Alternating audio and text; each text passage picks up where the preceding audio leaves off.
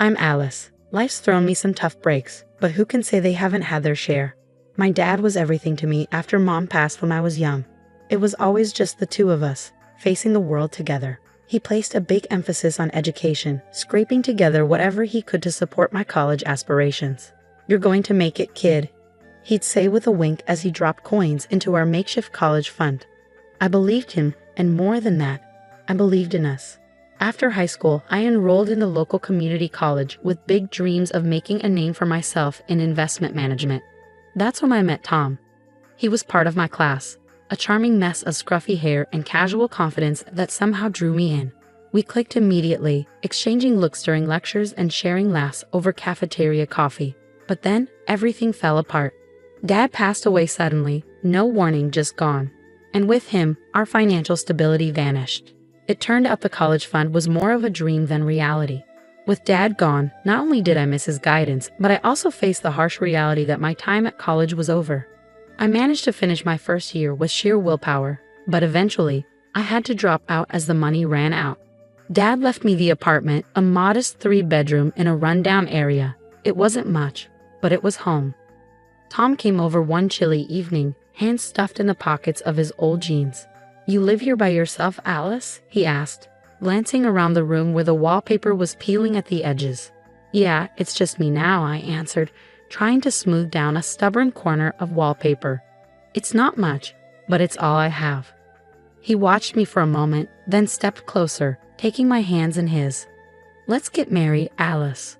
I want to take care of you. We can start our life here." It was quick, but my life had never been about waiting for the perfect moment. So I said, "Okay, Tom," and it felt right. We didn't wait long. The wedding was simple, just a visit to City Hall with a couple of friends. Tom's parents didn't attend. They'd never really liked me, too plain, too ordinary. They'd whispered behind my back. "Not one of us," they'd muttered. But Tom squeezed my hand and whispered, "I love you. That's what matters." After the ceremony, we walked back to the apartment, now ours, under the setting sun. Tom popped open a bottle of cheap champagne and poured us each a glass. "To us," he said, raising his glass. I mirrored him, the bubbly fizzing in my mouth, tasting like hope and new beginnings. Tom and I made a pact. He'd focus on his studies while I worked to cover the bills. Once he graduated, it would be my turn to go back to college and finish what I'd started. Simple, right? Well, life never is. I juggled 2 jobs.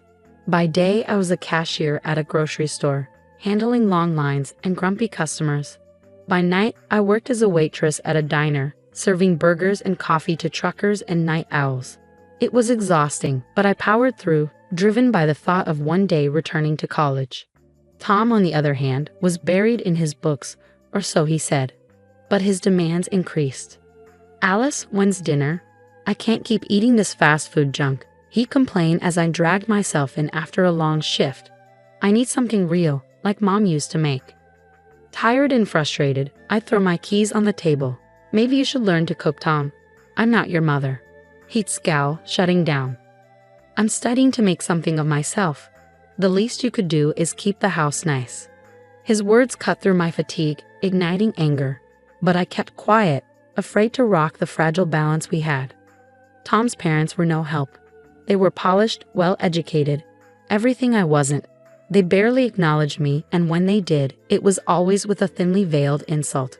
"You understand if you finish your education, dear," his mother would say, sipping tea while peering over her glasses. Tom never stood up for me. He just nodded along, soaking up their words like they were gospel. More and more, he'd spend nights at his parents' place, avoiding our cramped apartment and the responsibilities that came with it. One evening, as I scrubbed grease from my hands after a long shift, Tom dropped another bomb. "I'm staying at my parents' tonight. Need a better place to study and get some sleep." I slammed the cabinet harder than necessary. "Fine, do whatever you need to." The words stung, full of everything I couldn't say. As the months went by, I found comfort in the routines of my jobs. I became like a machine, going through the motions. Scan, smile, serve, clean, repeat. One particularly long night, I came home to an empty apartment. No Tom, no apology. Just a note, "Gone to study. Make sure dinner's ready tomorrow." I crumpled the note, the paper biting into my palm. Alone in the dim kitchen light, I let myself feel it all. The exhaustion, the loneliness, the simmering anger. I leaned against the counter, eyes closed, a single tear slipping down my cheek despite my best efforts. After years of working 2 jobs and watching Tom bury himself in his books, the day finally arrived when he graduated. He landed a job at a prestigious company, and the news breathed new life into our strained existence. His paycheck was a welcome relief, much bigger than my tips at the diner. I remember sitting across from him at the kitchen table one evening, the excitement bubbling in my chest. "So now that you've got this job, maybe it's time for me to cut back on work and look at programs to finish my degree?" I asked, trying to keep my voice steady, full of hopes long pushed aside. Tom didn't look up from his plate. "Alice, we can't afford that. Every penny counts. You know how tight things are." His fork clattered against his plate. I sat back, my heart sinking but not defeated. I could just work 1 job, the day shift. We'd still have a steady income, and I could take night classes. He shook his head, his voice firm. "Forget about college, Alice. We need stability, not more debt. It's not practical." That was the end of that conversation, but the argument continued in my mind for days. Before I could bring it up again, I found out I was pregnant. Our daughter, Lily, became my priority, and college faded into the background. A dream that was now out of reach. Raising Lily was a joy, but it also came with responsibilities I hadn't chosen alone. I kept working at the grocery store, my dreams collecting dust like the items I stocked. Tom's criticisms didn't stop with my education. They crept into my parenting. "You're doing it all wrong, Alice. She needs to learn proper manners, not whatever it is you're teaching her," Tom would say, barely looking up from his phone. I remember holding Lily tightly, murmuring promises to her that I was beginning to doubt I could fulfill. "It's okay, sweetie. Mommy's here." As Lily grew older, Tom's parents became more involved, their presence overshadowing mine. They funded a prestigious preschool for her, and every school event became a display of their pride as grandparents. One evening, Tom made it clear. "Alice, it's better if you skip the school events. The teachers expect a certain family image. We can't risk ruining Lily's chances." His words hit hard, a sharp blow masked as concern. So what am I supposed to do? Stay home and pretend I don't have a daughter who's growing up, learning things without me, becoming someone I don't even recognize? "It's for the best," was all he said, his detachment sealing the end of our shared dreams. As time passed, Tom's influence grew heavier, not the kind that offers support but the kind that drags you down. His commands toward Lily left scars, teaching her to look down on me, her own mother. "Alice, stop trying to boss her around. She listens to me, not you. It's for her good," Tom snapped when I suggested Lily help with the table setting. In front of Lily, his words always stung. I watched, helpless, as my little girl began to mirror her father's attitude. "You don't know anything, Mom," Lily would say whenever I asked her to lend a hand at home, her tone sharp and cruel. I tried to close the distance, hoping our mother-daughter talks would heal the gap, but she only pushed me away, retreating into a world where I didn't belong. A world shaped by Tom and his parents. One afternoon, it all came crashing down. Lily had friends over, their laughter echoing through the house. I was cleaning when I ran into them in the hallway. Lily froze, her eyes flicking nervously between me and her friends. I smiled, wiping my hands on my apron, ready to say hello. But Lily beat me to it. "Oh, this is just our housekeeper." Her friends nodded without a second glance, quickly heading to Lily's pristine room, a space off limits to me. The door closed, and their giggles were like daggers to my chest. I retreated to the kitchen, collapsing against the fridge, my tears betraying the mask of composure I had tried to maintain. I was her mother, not some ignored servant in my own house. Later that night, I confronted Tom, my voice quivering but resolute. "How can you let her, our daughter, treat me like this? She called me the housekeeper today." Tom didn't even glance up from his paper. "Maybe if you didn't look the part, she'd respect you more. You're always cleaning, always wearing those old clothes. What did you expect?" His words cut through me like a knife. "I'm trying, Tom. I'm trying to make this a home. But you and your parents, you're teaching her to despise me." He scoffed, folding his paper without a care. "Alice, stop being so sensitive. She's growing up in a different world. She needs to fit in." The nights grew restless, my mind a whirlwind. Tom's emotional distance, his parents' coldness, And now Lily's rejection painted a bleak picture. I had become an outsider in my own life, reduced to a silent provider, unseen, unappreciated. As Lily grew into a teenager, her disdain for me became more evident. Her remarks about my clothes and manners, often echoing Tom's criticisms, cut deep. She was embarrassed by me, her mother, who had given up everything, only to be rendered invisible. Turning 37 wasn't supposed to be significant, but I hoped it could mark a shift, a chance for something better, something warmer. I booked a table at a nice restaurant downtown, hoping for a small celebration with Tom and Lily, just the three of us. Nothing extravagant, just a moment to maybe reconnect.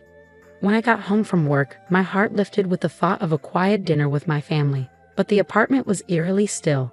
Tom and Lily sat in the living room, glued to the TV, their faces grim. "Hey, I got a surprise. I reserved a table at Marcelo's for dinner, to celebrate my birthday." "Just us three," I said, forcing cheerfulness into my weary voice. Tom turned off the TV, raised an eyebrow, and smirked. "Alice, seriously? You think we want to celebrate with you? A dropout? What would we even talk about?" His words weren't just casual, they were laced with contempt. "Yeah, Mom, it's kind of embarrassing. You wouldn't even know which fork to use," Lily added, her words mimicking her father's sneer. I felt my face burn with humiliation. "I just wanted us to be a family for one night." Tom laughed, a cruel sound. "A family with you making a fool of yourself? No thanks. Actually, here's my gift to you." He stood, walked over to his briefcase, and tossed an envelope onto the coffee table with theatrical flair. Confused, I picked it up, hands trembling. It was a divorce petition. This is your gift. Yeah, consider yourself free from us. We're done. Alice, I'm taking Lily, and we're moving out.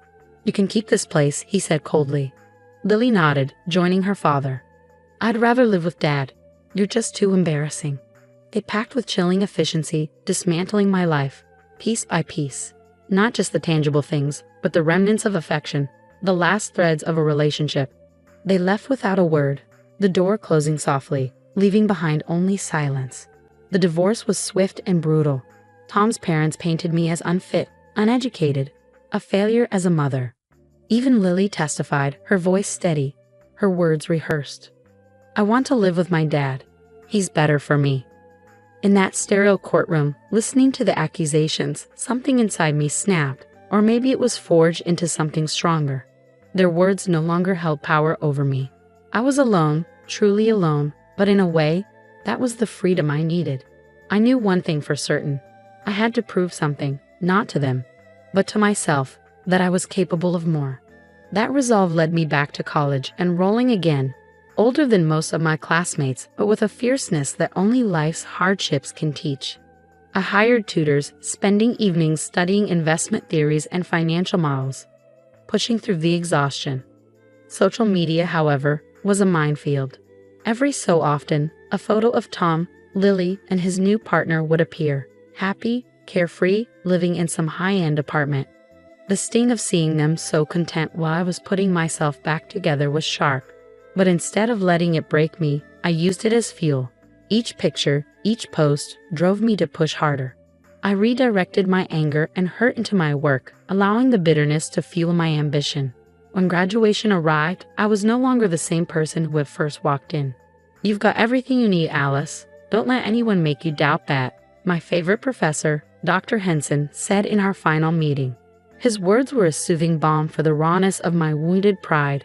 With his glowing recommendation, I secured a position at a reputable firm, stepping boldly into the world of finance, determined to succeed. The corporate world became yet another battlefield. But I was no longer unprepared.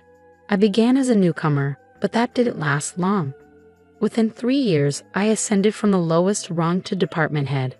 My name was etched on an office door, and I was making decisions that would shape the company's future. Alongside my career, I overhauled my personal life. I traded in my old, dilapidated car for something sleek and modern, a vehicle that hummed with promise. My apartment followed suit, going from simple to sophisticated, a high-rise overlooking a city that sparkled like the dreams I was chasing. Shopping for clothes wasn't about style anymore. It was about constructing an armor. Each outfit, from sharp suits to elegant dresses, was a reflection of the new Alice, the competent, self-assured businesswoman. My hair, once always tucked into a utilitarian ponytail, now cascaded in waves or was styled into chic updos that spoke to my attention to detail. Only my closest friends knew the depth of the transformation I'd undergone. "You've truly found your place, Alice. It's like you were born for this," Jenna said over coffee one afternoon, her eyes wide as she took in the changes. "Yeah, I think you're right," I replied, sipping my espresso. Tom, Lily, and all the associated pain faded into the background, no longer the defining part of my life. One night, while browsing job postings, I stumbled upon something that made my heart race. A department head role at the very same company where my ex-husband, Tom, worked. I applied, partly out of a deep need to prove myself, and partly because I couldn't resist the sheer audacity of it. The interview came the following week. I walked in with all the confidence of someone who had nothing to lose and everything to prove. The panel of 3 interviewers grew increasingly impressed as we discussed market trends and financial strategies. By the end, they seemed genuinely excited about the prospect of having me on board. "Well, Alice, I must say, it's refreshing to see someone with such clarity and knowledge. We'd be fortunate to have you," the senior interviewer said with a genuine smile. "Thank you. I'm ready to get to work," I answered, my voice steady and my resolve stronger than ever. My first day felt like something out of a film. As I was introduced to my new team, the room filled with polite applause and welcoming smiles, until Tom walked in. The shock on his face was priceless, his eyes wide and mouth slightly open in disbelief. Mr. Reynolds, the company head, seemed to enjoy the moment. He clapped me on the shoulder and said, "Everyone, I expect you to support Alice. She comes highly recommended, and I'm confident she will take this department to new heights." Tom's reaction was less than gracious. As soon as the meeting ended, he stormed over to Mr. Reynolds, his voice a low growl. "I applied for this job. Why did she get it instead of me? What does she have that I don't?" Mr. Reynolds glanced at Tom, then at me, raising an eyebrow. "Tom, the decision was based on merit. Alice's qualifications and vision for the department far exceed what you've demonstrated so far. There's much you could learn from her." "Learn from her? Are you kidding?" Tom scoffed, his voice rising. "No joke, Tom. I suggest you adjust your attitude and focus on your own work," Mr. Reynolds said coolly. Humiliated, Tom did the unthinkable. He slammed his ID badge onto the table, muttered something about a stupid boss, and stormed out. Mr. Reynolds sighed, shaking his head as he watched Tom leave. "Sorry about that, Alice. I'll handle it from here. Why don't you go ahead and start with your team?" I nodded, a satisfied smile tugging at my lips as I watched Tom disappear. The sound of his angry footsteps was music to my ears. Later, I overheard Mr. Reynolds on the phone. "Yes," he resigned. "No, I can't give him a positive recommendation, not after this." The rest of the day passed in a blur of introductions and meetings, but one thought stood out clearly. In its own way, justice had been served. Tom had underestimated me just as he always had, but this time, I was the one who came out on top. After that day, Tom's career rapidly unraveled. I heard through mutual acquaintances that his latest mistress had kicked him and Lily out of her lavish apartment. With nowhere else to go, they moved back in with Tom's parents. I couldn't help but think how the mighty had fallen.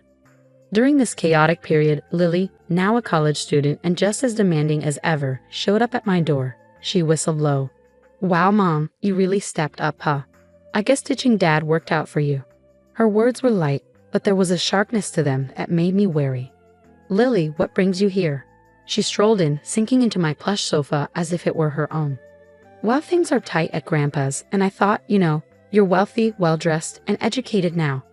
Maybe I could move in. But I'd need a decent allowance, of course."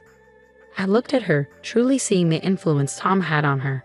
It hurt, but the clarity it brought was undeniable. "Lily, you need to leave. I'm not going to be used like this. Not by you, not by anyone." Her face crumpled in tears, but they didn't move me like they once did. When her tears failed, her anger took over. "You're just selfish, just like always," she yelled, storming out. Her words lingered like a bitter sting. Over the next few weeks, news trickled back to me. Tom had started drinking heavily, unable to handle his bruised ego. Lily moved away to another city, likely chasing the independence she so desperately desired. As for me, life settled into a rhythm of success and new beginnings. I met Michael, a colleague whose quiet strength and kindness were the complete opposite of Tom's cruelty. Our friendship grew into love, and we married in a small ceremony surrounded by those who genuinely cared for us. Looking back, I realized I had become stronger, wiser, and more compassionate. I had lost a family, but in doing so, I had found myself. And through that, I gained the chance for a love and life that was real and fulfilling. As I looked ahead, I knew I was ready for whatever came next. I had not only survived, I had thrived. My journey had been one of triumph, and it was entirely my own. Thanks for watching. See you again in the next video. Stay stunned.